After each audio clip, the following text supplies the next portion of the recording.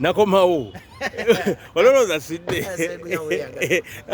ngenda kugulya tiketi ya Lutalo bulamu Bajjo ogambye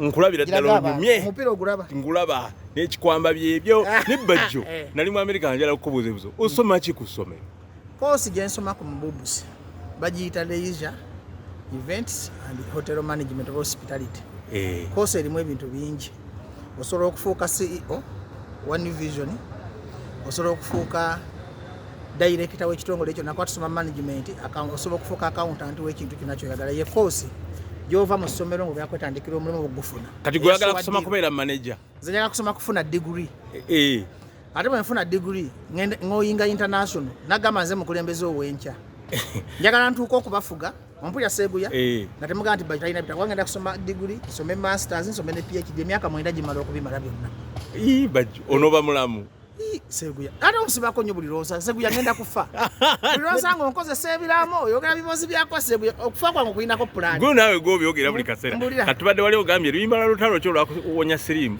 oluyimba lwa Lutalo yayimba baluyitanga gundi embwa y'ekatwe yannuma era ebika yagwadda lweruma embwa ate nga tutali engeri gye yafaana ebiseera ebyo nalowooza oba yali yemulumye naye ngenda omukeberamu naye nga mulamu wabula ye yali bubi twekebeza naye kakati we namulabangako bwe nti n'abaasanya vidiyo nengamba kanyambala obupiira osoma otyo obwongo bwatugamba bwakujampinga obwongo bwange bwakujampinga naye okusoma nkwagala kyenalabye ku yunivasite n'omusiru ayita lwaki teriiko mugezi babuuza bibuuzo bya logika ate Seeguya omuntu wagambanga nti nkusoma ku mubusi ye yunivasite esinga obuzibu mu East Africa ne mu Africa twakutika ebintu bingi kati ontika principles of management mu fuke manager nontika accountant mboba nfusobola okugenda okuba accountant nomputika ICT mbumanye technology ompulya bulungi ye musoma mu lulimi ki Luzungu Lufalansa Lujama tusoma n'ennimi kati second semester tugenda kuba ngenda kuyiga Olujamanya oba Olufalansa oba Oluswahili kati gamanyi Oluzungu Oluzungu ndumanyi twogera kwogera mu Luzungu bitunyenyole mu Luzungu so what do you want me to explain what you are studying at MUBS the course I'm doing leisure events and hospitality or hotel management. This is one of the best courses at campus. Who is sponsoring you? I'm sponsoring myself, and I pay tuition for myself. I don't have anyone who is sponsoring. How much do you pay per semester? I think 2 million per semester. You think? But this semester I've paid like 2.5 since I'm a new student. You've not gotten any retakes? I haven't. Even I got 23 in my ICT test yesterday. Never try me in English next time. You think I can speak English? I'm giving up. Okay. So you're giving up. I've won you. Bayimbi abatamanyi Luzungu bebaga. Mbivuddeko. Bayimbi kibogambye abokuwa ebitiibwa. Mu Uganda wano. Omuli bagambanga nti bampita David Lutalo mwagale Ghana mu ekitiibwa. Okwekomera ku map emyaka 16 oli wagambanga nti nze Jose Chameleone mu ekitiibwa. Oli wagambanga nti nze Bebe Kulu mu ekiki. Oli wagambanga nti nze Bobby Wine mu ekiki. Oli wagambanga nti nze Sebatta. Ompulya buli byakugamba. Abasajja abo bakoledde music industry. Banamatovu. Oli bagambanga nti nze Seeguya mu bya TV mu ekiki. Ekitiibwa abasajja bayita mu bikemo, bayita mu malogo, bayita mu bigambo, bayita mu propaganda, bayita mu bulamu obukola ki. Omuntu awangalidde mu ndongo muno nga Chameleone, nga Bobby Wine, nga Bebe Kulu mu ekiki. Lagadi, Geoffrey Lutaya ne mukazi we, Misa Kisemakula, Ronald Mayinja, Kusaasira, bakuba n'abaana abakajja. Shiba ayimbidde emyaka emeka. Za 10 kane Shiba mu ekitiibwa. Juliana Spice Diana ayimbidde emeka nga alinga omutumi. Ne Spice Diana mu ekiki yogera omulala yatago ku ekitiibwa. Sindi yandibadde wa kitiibwa naye yasinga omutima omubi. Ebintu ebyakonya omukisa gwe talina mutima mulungi, omutima omubi gwamulemesa emikisa. Oba omuwayiriza Seeguya gubira Sindi omubuzi nakamuwa ebivu. Nze mu Uganda ndoza nze ka promoter abadde apangisa Sindi namuwa ekivulu ky'ejjinja nemuwa enkuuka nemuwa ekivulu ky'entebe nze bbanga namba nedda namuwaako n'ekivulu kya Rabonita nekinsala. Sindi ze simufunanga mu sesulanga kivulu nenfuna nga otimbye Sindi naye kati nabigumira naye kyasinga okunnuma nagenda ebusoga manya abasoga banjagala nnyo Seeguya ebyaddala nno nze siwaayiriza bantu munne nga ngenda ebusoga mbasuubiza abasoga tugera teeka busoga ku ki tuleeta omwana w'abasoga asidikivoko twegayira Sindi amuwe ka drop yakamma omwana ng'ovudde ku ekyo nze kennyini mugula ku kivulu ky'omwaka oguwedde ebusoga nabyogedde dda bino abantu babikoze eki mbadde saagana mwaba mumbuuziza kati mukatona mugula omukazi yanyima drop paka kudde drop yagimpanga ekivulu kyaliro nga tegina mugaso n'atuuka ku kivulu saawa 8 Niye jikuwa. Nga olunaku lwa leero ng'ekivulu kyali kunejjako. Kwololo ennyini. N'ekivulu kirangidde emyezi egyo. Ababbize yakulira n'abayimbi. Seeguya. Manyi bannayuganda bano bamala kwekola ne bajjukira okukola ki? Seeguya nze ngambye bannayuganda. Kati gwe muntu yenna agamba nti Bajjo ndi wa mutima mubi oba ndi mubi. Pangisa akakazi ako boona ofuna ssente.